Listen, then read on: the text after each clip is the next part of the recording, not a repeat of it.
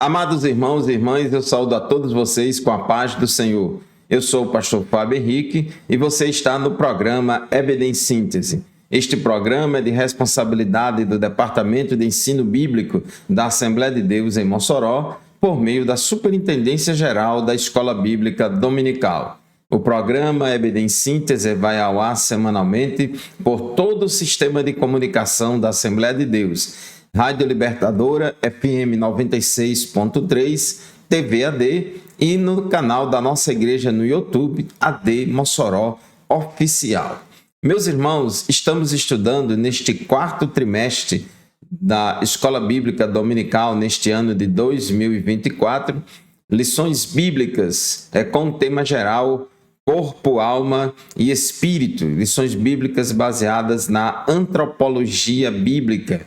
E hoje vamos estudar com vocês a lição de número 4. Esta lição será estudada presencialmente em nossas classes da Escola Dominical no dia 26 de outubro de 2025.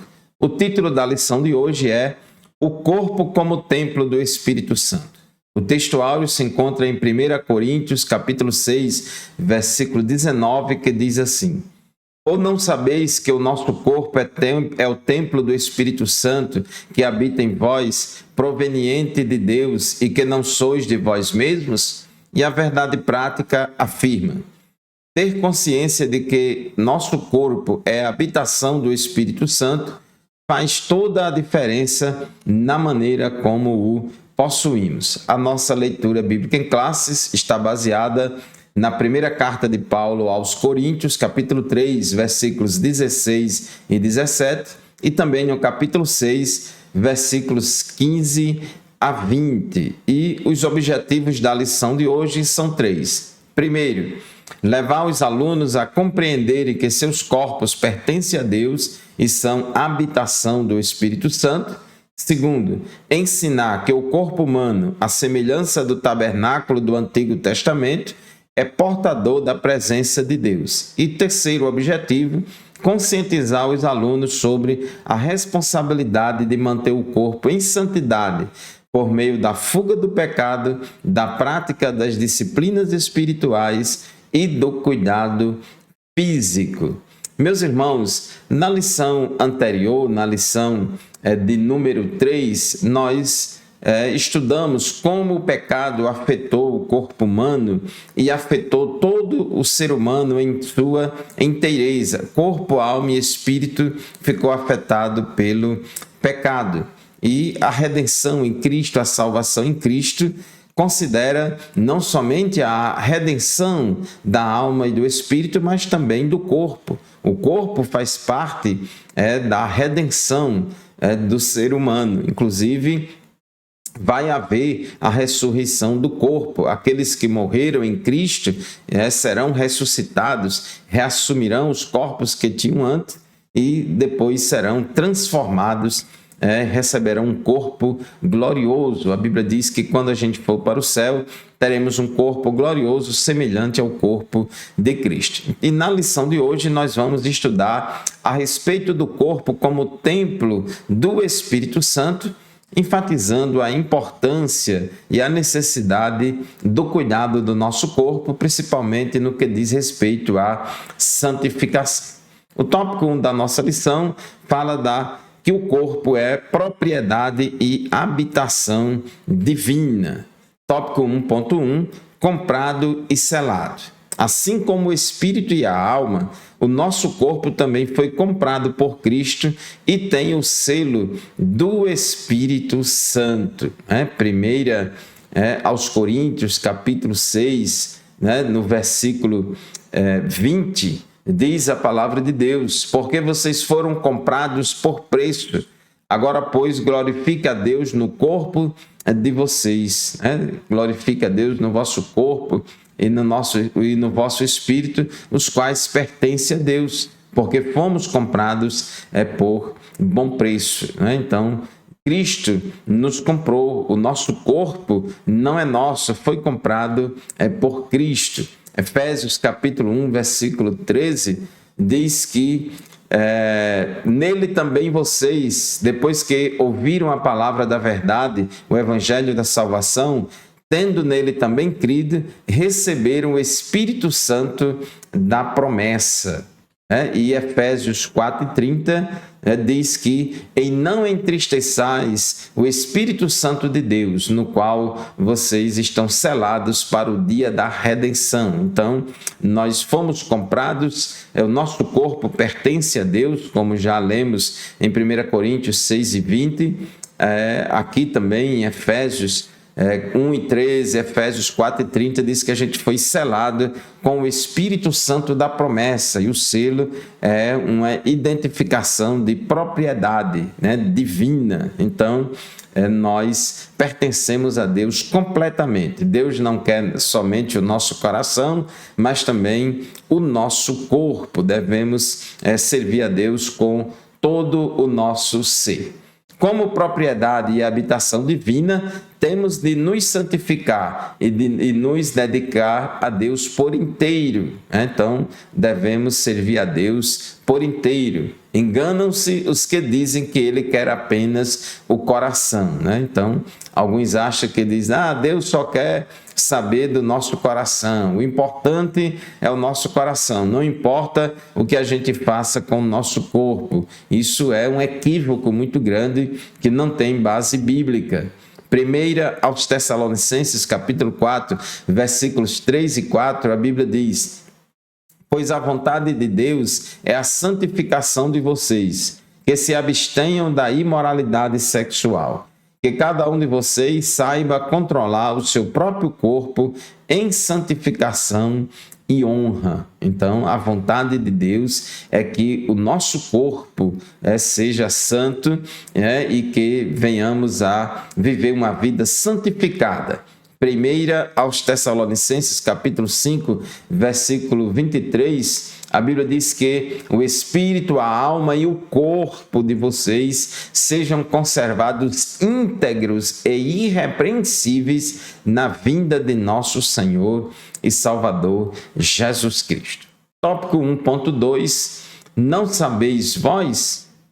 Aos Coríntios, quando Paulo escreveu, os coríntios, irmãos, o povo da cidade de Corinto, Corinto era uma cidade onde havia muita depravação sexual, muita imoralidade sexual. Inclusive, em Corinto havia também o templo da deusa Afrodite, que era considerada a deusa do amor. E no templo de Afrodite havia ali mais de 1000 prostitutas que atuavam como sacerdotisas e participavam de rituais de adoração no templo de Afrodite. Então, era uma cidade que tinha uma cultura muito pervertida sexualmente. Aos crentes de Corinto, faltava-lhes uma compreensão espiritual correta a respeito da mordomia com o corpo.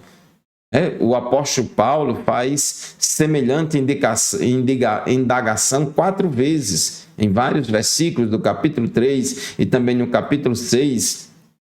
Inclusive, o tema principal do capítulo 6 de 1 aos Coríntios é justamente esse ensinamento de Paulo sobre a santificação do corpo, sobre os pecados sexuais. E Paulo está dizendo, não sabeis vós, como por exemplo 1 Coríntios 6, 15 e 16, vocês não sabem que o corpo de cada um de vocês é membro de Cristo?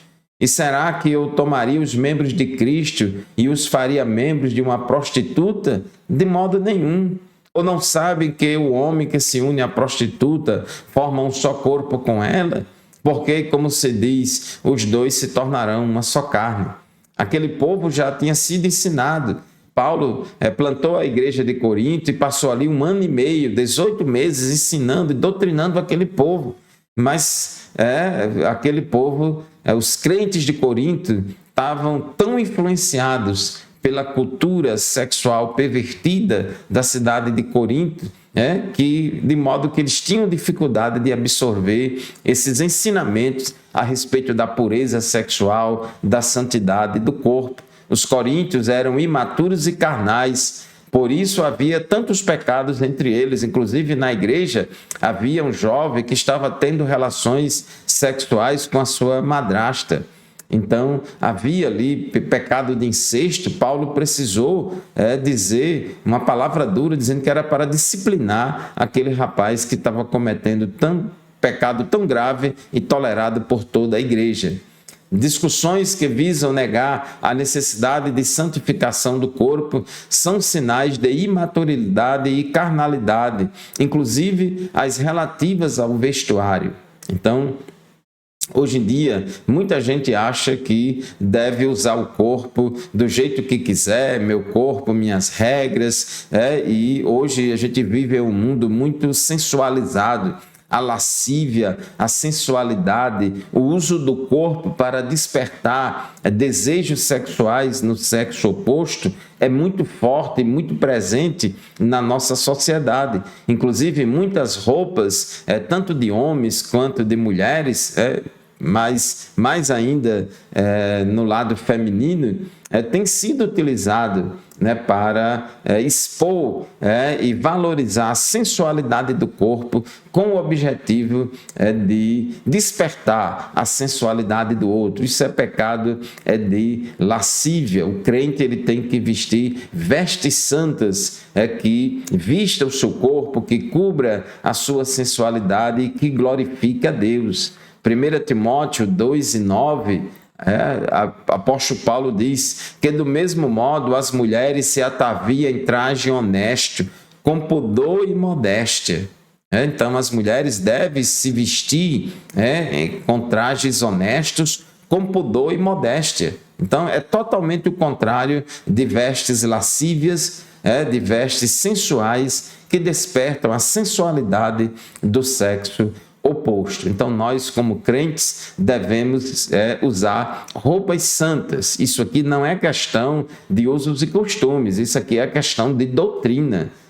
Tem muitos crentes aí que acham que deve usar roupa do jeito que quiser, dizendo que isso aí é questão de usos e costumes, cada um usa do jeito que quiser. Não, senhor. Essa questão é questão doutrinária, é doutrina da palavra de Deus, a recomendação para que as mulheres usem roupas em traje honesto, com pudor e modéstia. Meus irmãos, chegamos ao final do primeiro bloco do programa EBD em Síntese. Vamos fazer um intervalo, já já a gente volta, continue conosco.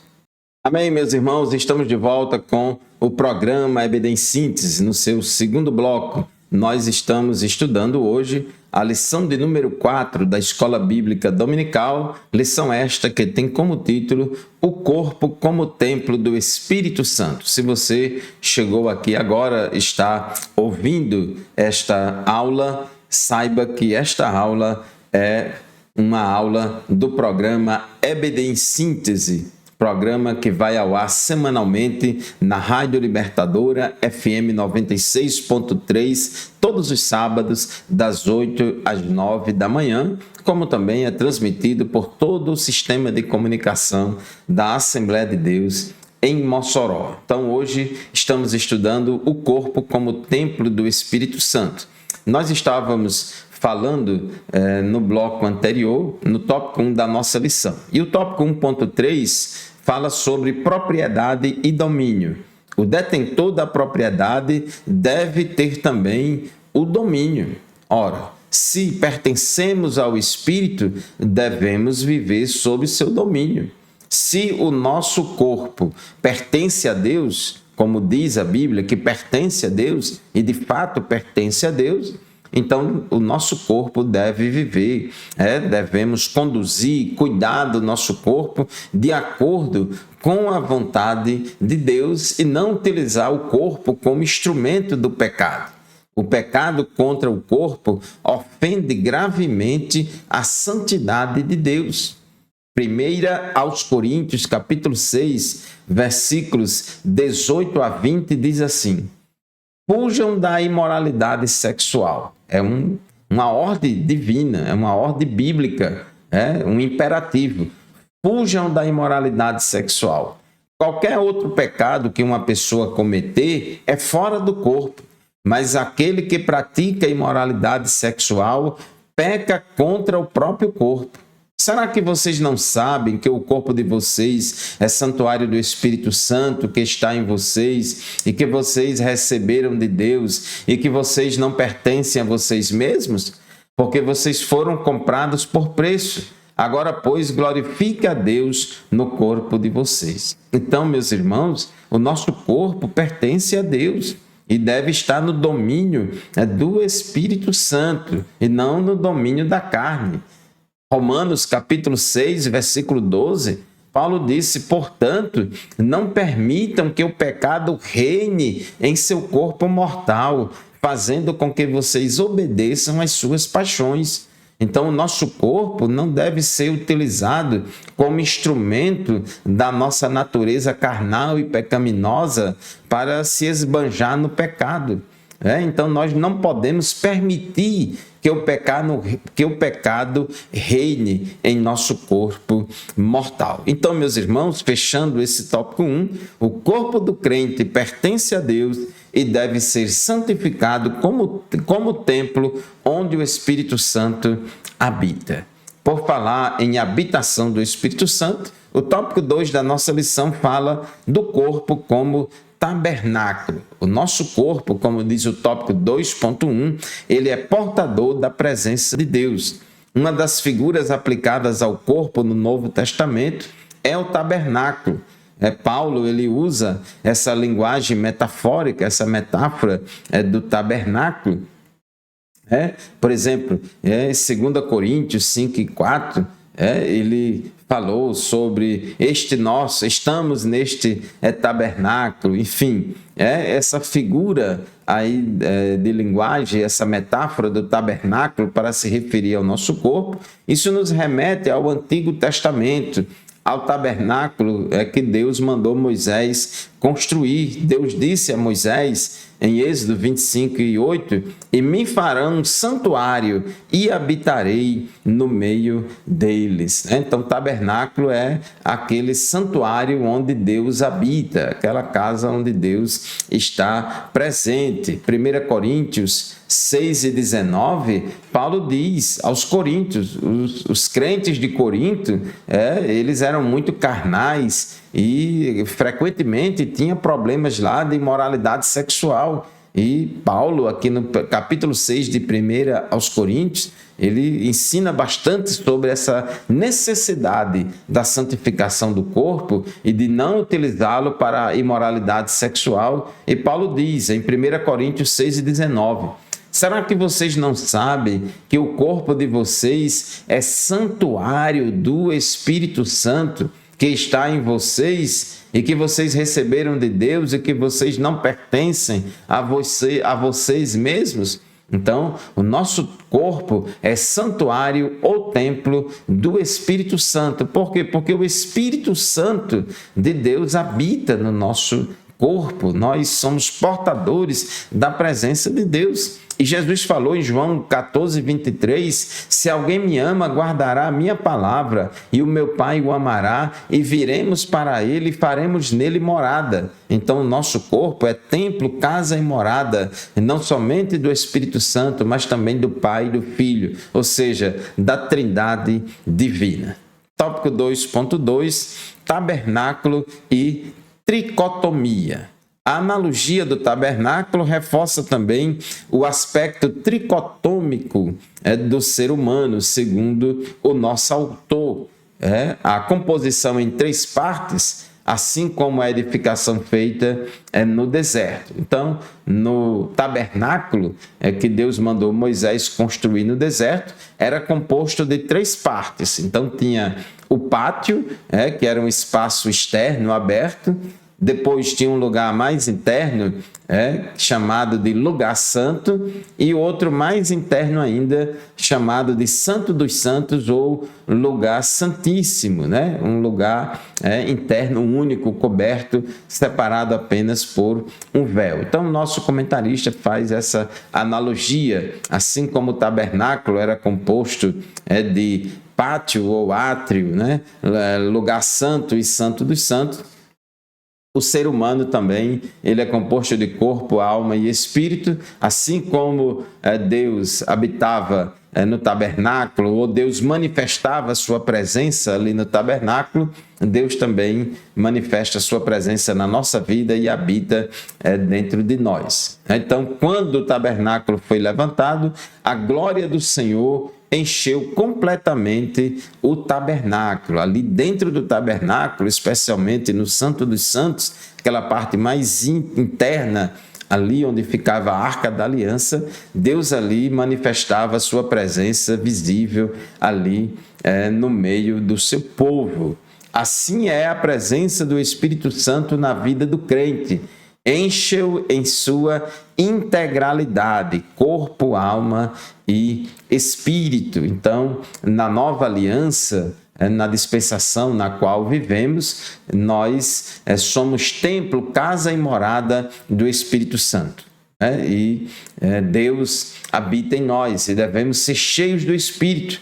Efésios 5,18, Paulo disse: e não se embriaguem com vinho, pois isso leva à devassidão, mas deixem-se encher do Espírito. O Espírito Santo quer sempre habitar em nós, o Espírito Santo quer sempre nos encher e nós devemos dar lugar ao Espírito Santo. Por isso que ele diz, deixem-se encher do Espírito. Isso se torna ainda mais evidente, esse enchimento do Espírito, nas gloriosas experiências pentecostais. Lá no dia de Pentecostes, Atos 2 e 4, a Bíblia diz que todos foram cheios do Espírito Santo e começaram a falar em outras línguas. Essa expressão, cheio do Espírito Santo, ela é muito recorrente no livro de Atos dos Apóstolos, como também ocorre no Evangelho de Lucas. Lucas utiliza essa expressão, cheio do Espírito, para falar sobre esta unção capacitadora do Espírito Santo na vida do crente. Atos 4:31 diz que, tendo eles orado, tremeu o lugar onde estavam reunidos e todos ficaram cheios do Espírito Santo e com ousadia falavam a palavra de Deus. Atos 13:52 diz que os discípulos, porém, estavam cheios de alegria e do Espírito Santo. Então, esse negócio de cheio do Espírito Santo é coisa de crente mesmo. Tópico 2.3, um tabernáculo guiado. Outra lição espiritual que extraímos da metáfora do tabernáculo é a importância de ter a presença de Deus como guia permanente e eficaz em nossa vida. Se a nuvem do Senhor, que estava sobre o tabernáculo, se levantava, os filhos de Israel caminhavam. Se não se levantava, permaneciam no mesmo lugar. Então, aquela nuvem que pairava ali sobre o tabernáculo, que era um sinal da presença de Deus no meio do seu povo, guiava o povo de Israel no deserto. Quando a nuvem levantava e se deslocava, era sinal de que o povo tinha que caminhar. Então, mostrando aí que Deus guia o seu povo, que Deus orienta o seu povo, a sua igreja. Romanos 8:14 diz que todos os que são guiados pelo Espírito de Deus são filhos de Deus. Nós temos que viver uma vida guiada, orientada pelo Espírito de Deus. Jesus prometeu em João 16:13 que quando viesse o Espírito da verdade, ele os guiará em toda a verdade. Então, o Espírito Santo é aquele que guia a igreja, guia o seu povo, guia o crente em toda a verdade. Então, meus irmãos, fechando esse tópico 2 da nossa lição, assim como o tabernáculo abrigava a presença de Deus, o corpo do crente é uma habitação viva e guiada pelo Espírito Santo. Amém? Vamos fazer mais um intervalo, já já a gente volta para o terceiro e último bloco do programa EBD em Síntese de hoje. Graças a Deus, meus irmãos, estamos de volta para o terceiro e último bloco do programa EBD em Síntese de hoje. Muito obrigado pela sua audiência, muito obrigado por nos acompanhar semanalmente por todo o sistema de comunicação da Assembleia de Deus em Mossoró. Eu quero aqui mandar a paz do Senhor para todos os professores, professoras da Escola Bíblica Dominical, superintendentes, secretários, para todos os nossos amados pastores, dirigentes de congregação que participam e amam a Escola Bíblica Dominical. Estamos estudando hoje a lição de número 4 deste quarto trimestre do ano de 2025, lição que tem como título O Corpo como Templo do Espírito Santo. Já falamos e discorremos sobre o tópico 1, a respeito do corpo como propriedade e habitação divina. O nosso corpo não pertence a nós mesmos, pertence a Deus, é propriedade de Deus, por isso que foi selado com o Espírito Santo da promessa. Nós fomos selados pelo Espírito, é uma marca de propriedade divina, então não podemos fazer do nosso corpo o que bem entendermos, porque o nosso corpo pertence a Deus. E no tópico anterior, no tópico 2, nós estudamos o corpo como tabernáculo ou santuário de Deus, onde Deus habita, onde Deus se faz presente. Por isso que nós temos que santificar o nosso corpo é santo, nós somos templo, casa e morada do Espírito Santo. O Espírito Santo, ele habita dentro de cada um de nós individualmente e habita também entre nós coletivamente. E agora vamos estudar o tópico 3 da nossa lição de hoje, que fala sobre cuidado do templo do Espírito Santo. Vamos ler, meus irmãos, 1 aos Coríntios, capítulo 6, versículo 18. 1 aos Coríntios, capítulo 6, versículo 18, diz assim: Fujam da imoralidade sexual. Qualquer outro pecado que uma pessoa cometer é fora do corpo, mas aquele que pratica imoralidade sexual peca contra o próprio corpo. Meus irmãos, observe que no início desse versículo 18 tem uma ordem muito clara de Deus para todos nós. Fujam da imoralidade sexual. Na tradução Almeida Revista e Corrigida diz fugir da prostituição. Mas a melhor tradução para a palavra grega porneia, que ocorre aqui nesse versículo 18, é imoralidade sexual e não prostituição.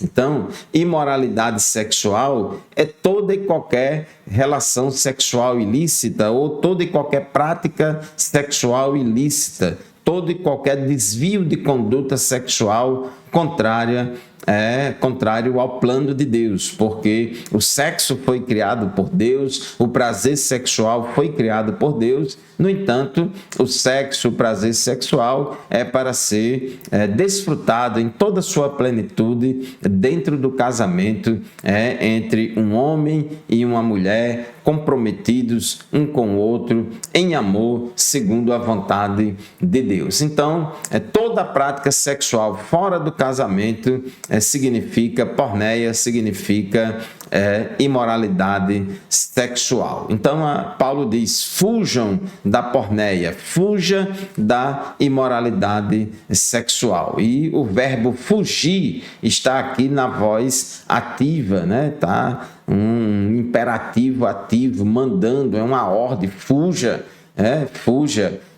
para longe.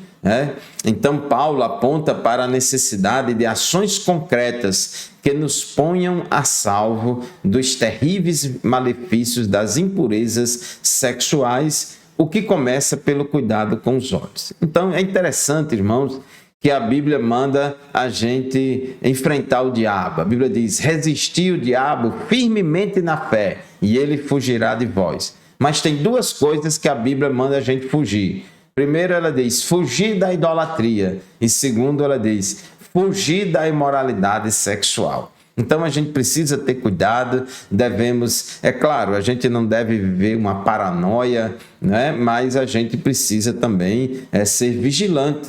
devemos ter cuidados e adotar medidas preventivas para não cair no pecado da imoralidade sexual. Aqui o nosso comentarista, ele nos alerta que essa atitude de fugir da imoralidade sexual é importante que ela comece pelo cuidado com os olhos, porque o que vemos e como vemos determina se nosso corpo será cheio de luz ou de trevas. Então, Jesus falou lá em Mateus capítulo 6, versículo 22 e 23, sobre essa questão dos olhos. Além dos nefastos efeitos espirituais, os pecados sexuais produzem graves consequências físicas e mentais. A pornografia, por exemplo, ela tem se tornado um vício altamente destrutivo. Muitas pessoas de diferentes faixas etárias, adolescentes, jovens e até crianças, até pessoas já da terceira idade, pessoas envolvidas com pornografia. Antigamente era só pornografia impressa, mas de circulação mais restrita. Hoje em dia, a pornografia está escancarada através das mídias sociais, da internet, em redes sociais, e tantas pessoas envolvidas. É um mercado bilionário, o mercado da pornografia. Está presente em tudo quanto há. Muitas propagandas exploram isso aí. Então, a gente precisa, irmãos, ter cuidado com a pornografia, que é um pecado grave e que vicia, e a Bíblia diz que devemos fugir dessas coisas. O alerta divino é imperativo e radical. Fugir. Inclusive, 1 aos Tessalonicenses, capítulo 5, versículo 22, a Bíblia diz: abstenham-se de toda forma do mal. Abstende-vos de toda aparência do mal, de toda forma do mal. Tenha cuidado naquilo que você vê. Jesus falou em Mateus 6, 22 a 23, que os olhos são a lâmpada do corpo. Se os seus olhos forem bons, todo o seu corpo será cheio de luz. Se, porém, os seus olhos forem maus, todo o seu corpo estará em trevas. Então, devemos ter cuidados com os nossos olhos, para onde olhamos, como diz o corinho, cuidado, olhinho no que vê. Façamos como José, que fugiu da mulher de Potifar. Ele fugiu da imoralidade sexual porque ele não queria pecar contra Deus e nem pecar contra o seu próprio corpo. Quem pratica pecados sexuais peca contra Deus e peca também contra o seu próprio corpo. Tópico 3.2, disciplinas espirituais. Para uma vida espiritual plena, como o templo do Espírito Santo, não basta que os membros do corpo deixem de ser instrumentos do pecado. É preciso apresentá-los a Deus como instrumentos de justiça.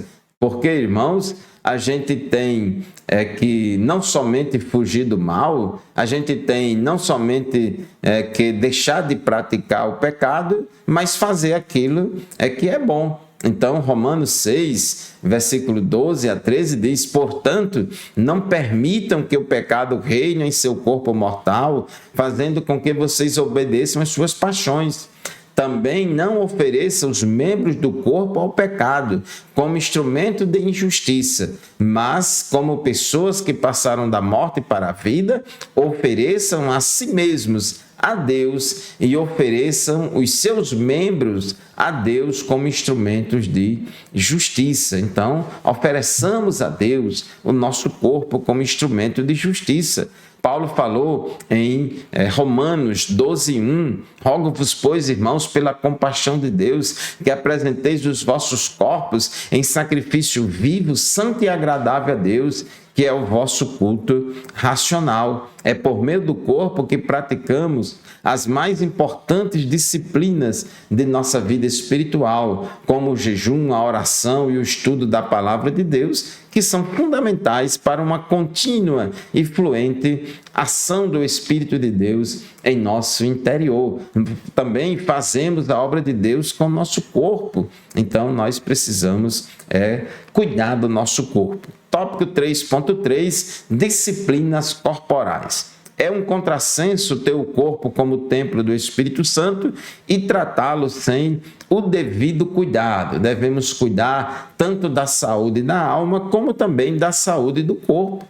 Lá em 3 João, capítulo 1, versículo 2, João escrevendo ao amado Gaio, ele diz: amado, peço a Deus que tudo corra bem com você e que esteja com boa saúde, assim como vai bem a sua alma. Saúde do corpo, saúde da alma, saúde integral de todo o nosso ser. Então precisamos cuidar do nosso corpo, adotar disciplinas corporais para também cuidar do nosso corpo. Dentre esses cuidados estão a quantidade e a qualidade de nossa alimentação. Então devemos ter cuidado com a nossa alimentação. A gente não vive para comer, mas come para viver, e devemos comer para viver de forma saudável, com qualidade de vida, para que possamos glorificar a Deus cada vez mais com o nosso corpo. Tenha cuidado com esse ditado por aí que o povo gosta de brincar, fazer memes dizendo: crente não bebe, mas em compensação come. Então não há nenhuma vantagem, não há nenhuma virtude em comer de forma excessiva e comer de forma equilibrada. Isso só prejudica a saúde e tem matado muita gente, né? Também o nosso comentarista alerta sobre a importância do descanso que precisamos ter, da prática de exercícios físicos, né, para cuidar tanto do corpo quanto da mente, como também a importância de cuidarmos da nossa saúde por meio de exames, né, e tratamentos preventivos e curativos disponíveis para nós através da medicina. Portanto, meus irmãos, cuidar do corpo com santidade, disciplina espiritual e equilíbrio físico é essencial para honrar a presença do Espírito Santo em nós. Corpo e mente saudáveis nos tornam mais dispostos para adorar e servir a Deus. Portanto, ficamos por aqui. Muito obrigado pela sua audiência, muito obrigado pela sua atenção e lembre-se, este programa e nenhum outro substitui a aula presencial da Escola Bíblica Dominical, da qual participamos lá na nossa classe, na nossa congregação, aprendendo uns com os outros. Deus abençoe você e sua família e até o próximo programa, se Deus quiser.